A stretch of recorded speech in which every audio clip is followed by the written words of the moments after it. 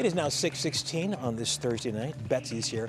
That predates me arriving here 14 years ago, but when I did not know there was a SeaWorld in Northeast Ohio. Oh yeah, That's we amazing. had Shamu and everything, That's and right. dolphin shows, and there were skiers out on that lake, and they would do jumps, and then there was the guy who had the little weird board that you could bounce on. It was all there. It was That's very cool. fun. That's very cool. Yeah, they had the double loop. That was my first big roller coaster over there at Geauga Lake.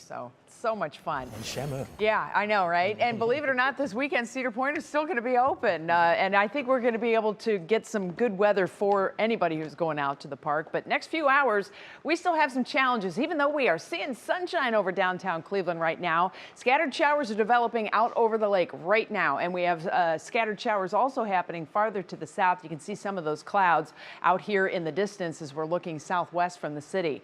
So as far as what's new and what's changed, well, obviously the sun peaks are a thing. It's certainly welcome, but we have more of those same sun peaks and showers for your day tomorrow. And the temperatures overall for the next 10 days, we've trimmed them down just a little bit. But let's talk about tomorrow, because we do have those scattered lake rain showers that will still be with us, and we'll see some sun peaks.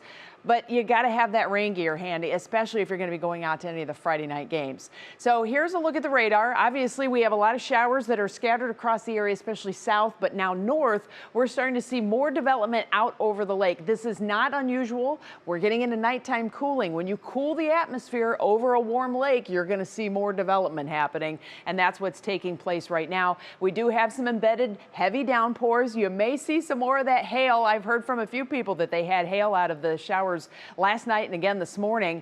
Meanwhile, farther south away from the lake, the overall cooling influence of nighttime cooling is putting the kaputs to a lot of these showers. Believe it or not, these rain showers were coming at us all the way from Lake Michigan. This whole big circulation with this upper level low has kind of locked us into this pattern. And when those showers develop off of Lake Michigan, they're carried on the upper level winds right down into northern Ohio. Now that nighttime cooling is taking place, we're going to start to see that backing off. But we do have a few little waves of energy, a few disturbances that will still rotate through the area, so we can't take the rain out completely. Here's your National DeSiMar hour-by-hour forecast, and as you can see, more widespread lake effect showers developing as we head through the evening.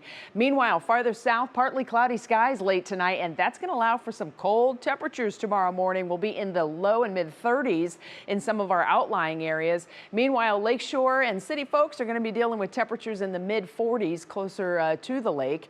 And then as far as the rain chances go, it'll be back and forth for the morning and into the afternoon. Remember, we're going to start to add a little heating to the mix, and that can oftentimes pop up the showers, much like what we've had today. So we do have lingering rain through the middle part of the afternoon on Friday.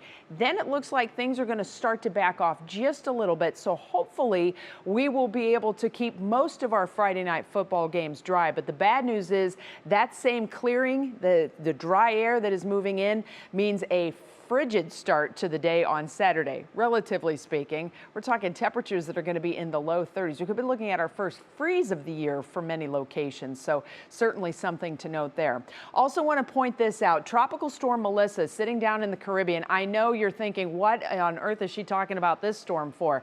Wait till you see what this thing does. This is a 5-day storm track. This thing is moving so slowly, and it is basically going to batter the island of Jamaica as a major Category 4 hurricane for 3 days. Catastrophic damage happening there. So if you have travel plans to Jamaica, down the pike a little bit, make sure you keep an eye on what's happening down there. Here's your Union Home Mortgage forecast, and you can see the temperatures turning beautifully for the weekend. We'll be in the mid and upper 50s, all the fall feels for you for your pumpkin patch delight. And then temperatures are going to warm towards 60 Monday, and then we'll cool it off again as we head through next week.